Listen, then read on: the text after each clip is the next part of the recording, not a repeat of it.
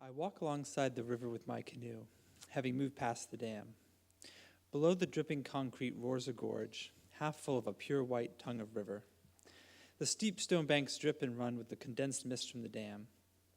Two fly fishermen are casting in the water, now calmer.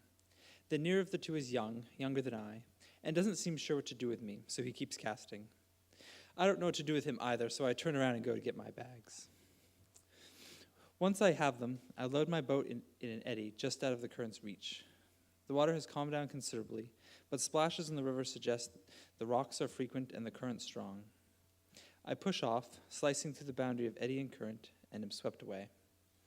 Rocks fly upriver at me, freezing alongside for a moment before vanishing.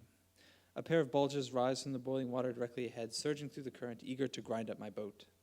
This is the moment, one that requires no break in attention, for each second is too long. After canoeing for so many miles, I need think very little about my paddle. But I'm not fully connected with the boat, nor with the river. The latter is trying very hard to send my gear to its bottom, and the boat isn't resisting much. I begin to turn the boat away, but it's too late to change course fully. Is there enough space? Then it's too late. My boat slides through. The nearer rock seems to move so smoothly, but then not silently.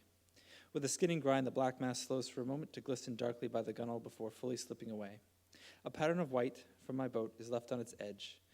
More rocks rise and disappear, nothing remaining for long. My experience in whitewater gave me the skills to handle this, but never will I be able to fully anticipate my route down a river. And perhaps that's the way with everything. You prepare, but really you just practice and then see what the world is really like. I came to College of the Atlantic 4 years ago because I was really interested in the environment and the human relationship with it. And although I didn't know exactly what I wanted to do with that, I was really interested and wanted to learn more. I also wanted to work really closely with fellow students and with faculty on my learning and ideas. And College of the Atlantic and Human Ecology seemed like the perfect way to address that. And it has been a really amazing time here over the past 4 years as I've been studying this. I've tried to get as much experience in different areas doing this as I can. In the classroom, I have been taking a lot of biology and philosophy courses. And then I've also tried to get outside in the human context, studying as much as I can, especially doing biological field work. And this has taken me all over the place, from more local areas like surveys on Maine coastal islands just a few miles from here, to much more distant places, such as bighorn sheep population surveys in the Colorado Rockies, to an EcoLeague exchange program at Prescott College in Arizona, and more recently to Costa Rica as part of a field course here at COA. For all of these experiences, I have had a great opportunity to learn in great detail about particular aspects of the human environment and our relationship with it. But it's also all been within the context of either college or of field work questions. And although these have been really excellent at answering certain things, I'm also interested in learning about our context without those particular frames. And so for my senior project, I wanted to do that, to explore the New England landscape in particular on my own, and this is what I did last summer. This is the Northern Forest Canoe Trail. It, as you can see, goes from the Adirondacks in New York to the very edge of northern Maine. It's 740 miles long, and 55 of those miles are portages.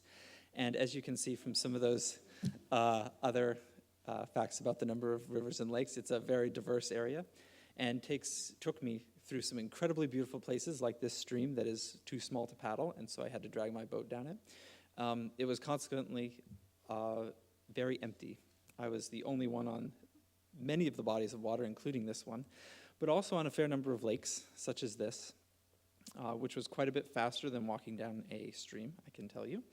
And then there was also a fair bit of upriver, too, because the current didn't always want to go where I wanted to go. And fortunately, some of the streams were deep enough to do that, but not all of them. Some of them were a little too rough, so I had to portage around those. That was what I sort of have been thinking of as the data collection part of my senior project. The actual credits I did were this past spring and winter when I wrote a book about this experience. And what I hoped to do with this was to dig a bit deeper into what it was like, but also to have a better opportunity to share this with other people and to demystify what it's like to be immersed in the natural world for extended periods of time, what you can learn and what you perhaps can't learn quite as well.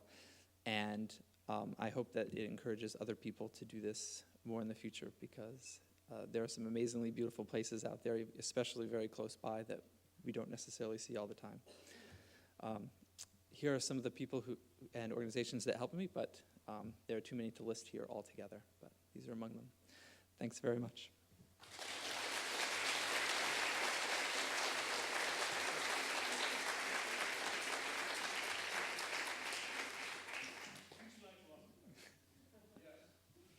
How long did it take you, and was it completely a solitary experience? It took about 6 weeks, most of June and July, and it wasn't fully solitary. I had Lucy Atkins, who actually just presented, joined me for a section in the beginning, and then Hale Morrill, who also presented, joined me for a section at the end. But the middle portion I did alone.